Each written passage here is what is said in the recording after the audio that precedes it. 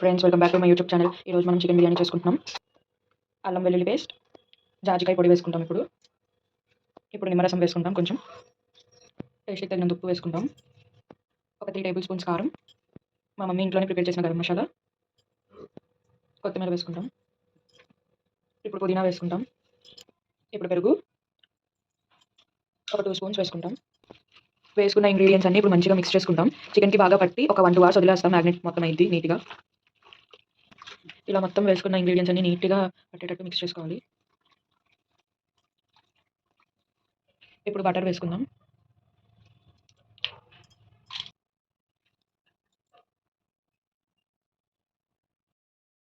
ఇప్పుడు ఇలా ఒక ప్యాన్ పెట్టుకుని మనం బటర్ వేసుకుంటాం.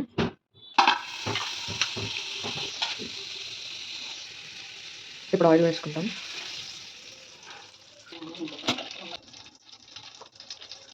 మూడు దాల్చిన చెక్క వేసుకుంటాం. ఇలాచి ఒక 3 వేస్తాం. లవంగాలు వేసుకుంటాం.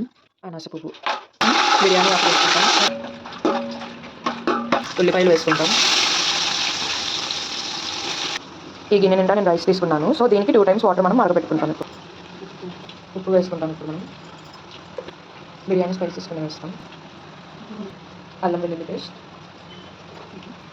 కొంచెం ఆయిల్ వేసుకుంటాం.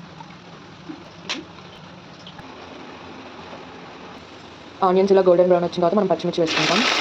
కరివేపాకు వేసుకుంటాం. ఇప్పుడు మనం మ్యారినేట్ చేసుకున్న చికెన్ ఇప్పుడు వేసుకుంటాం.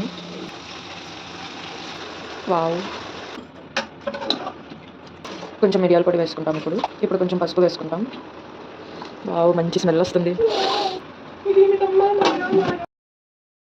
మనం ఇలా ఉడుకుతున్న చికెన్లో నుంచి కొంచెం పీసెస్ తీసి ఇలా పక్కన పెట్టుకుంటాము. ఎందుకంటే రైస్ వేసినప్పుడు మిక్స్ చేసేటప్పుడు పీసెస్ విడిపోతాయి. అందుకని విడిపోకుండా ఉండడం గురించి ఇలా పక్కన పెట్టుకుంటాం. మనం ముందుగానే నానబెట్టుకుని ఉంచుకున్న బిర్యానీ రైస్ ఇప్పుడు వేసుకుంటాం. మనం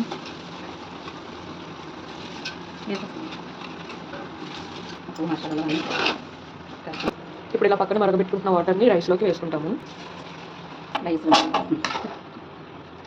వాటర్ కూడా వేసేసుకున్న తర్వాత ఇలా మొత్తం కలిసేలా నీట్గా కలుపుకోవాలి. ఇలా కలుపుకున్న తర్వాత మనం మూత పెట్టేసుకుంటే సరిపోయింది.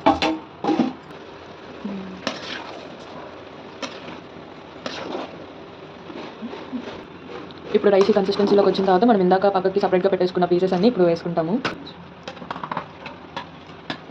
ముక్కలన్నీ మనం ఇలాగ నీట్గా సర్దేసుకున్న తర్వాత మూత పెట్టేసుకుని బరువు పెట్టుకుని మనం గ్యాస్ పెట్టి లో ఫ్లేమ్లో పెట్టుకోవాలి. ఇలా బరువు పెట్టుకుంటాము. వావ్, మంచి స్మెల్ వస్తుంది. మా మమ్మీ చేసిన చికెన్ బిర్యానీ ఫైనల్గా రెడీ అయిపోయింది. అసలు స్మెల్ చాలా బాగుంది. మంచి వాసన వస్తుంది. Mummy super mummy.